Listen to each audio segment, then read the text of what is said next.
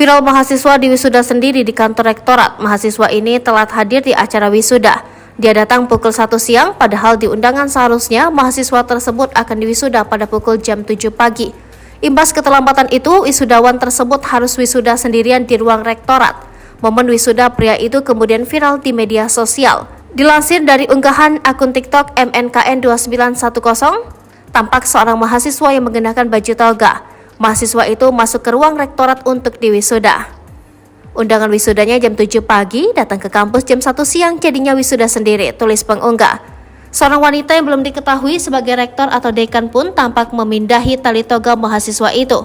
Momen itu pun membuat tertawa orang yang ada di dalam ruangan.